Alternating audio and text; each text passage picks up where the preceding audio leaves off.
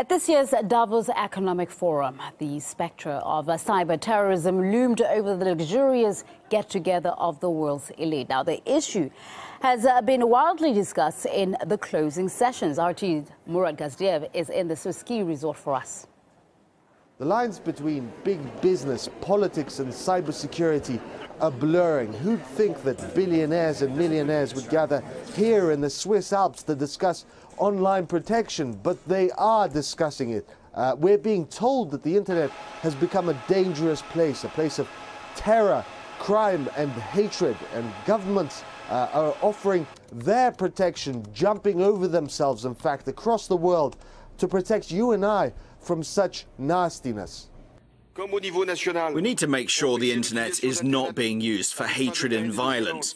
We need to improve our intelligence, and so do the corporations. We need to invest into cybersecurity.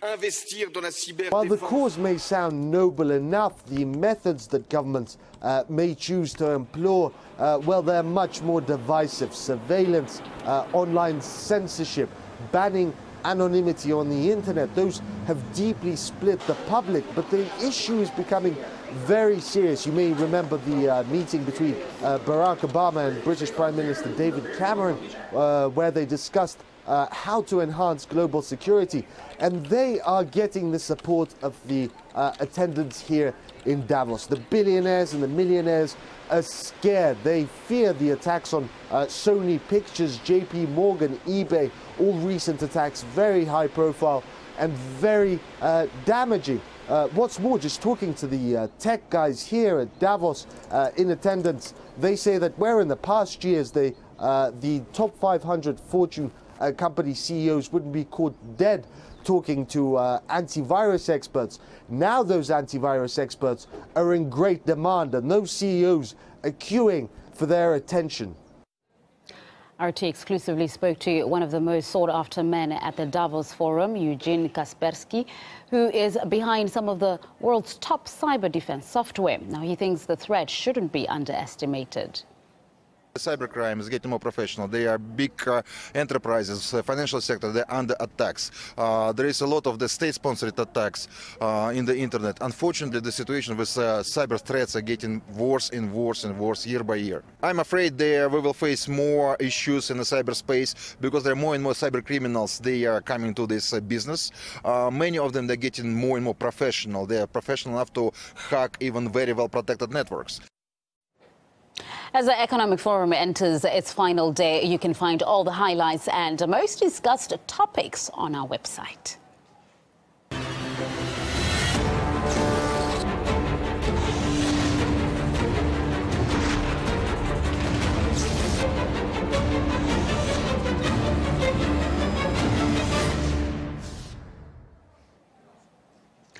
Gathering in London right now are protesters against government plans to spend billions of pounds to renew Britain's Trident nuclear program.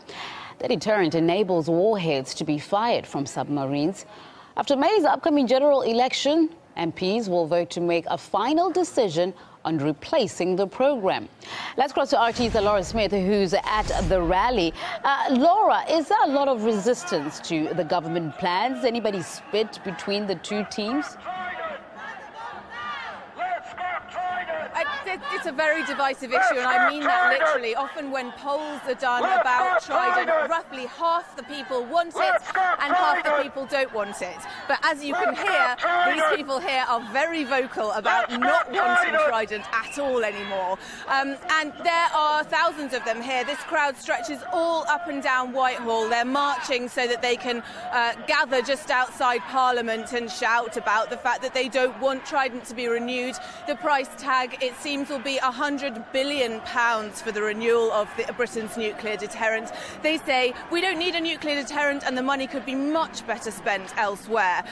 Some of the banners that you can see behind me: homes, not Trident; bombs, not books; health, not Trident; education, not Trident; anything but Trident, essentially.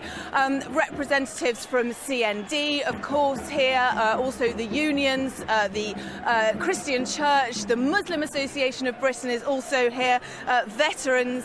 Now, the Ministry of Defence has already asked for an extra £260 million grounds for the renewal of Trident, and that's before a vote's even been taken in Parliament, before MPs have even had a chance to decide whether, on behalf of the people, they want it or not. And of course, all this, as usual, against a background of swinging austerity cuts here in Britain.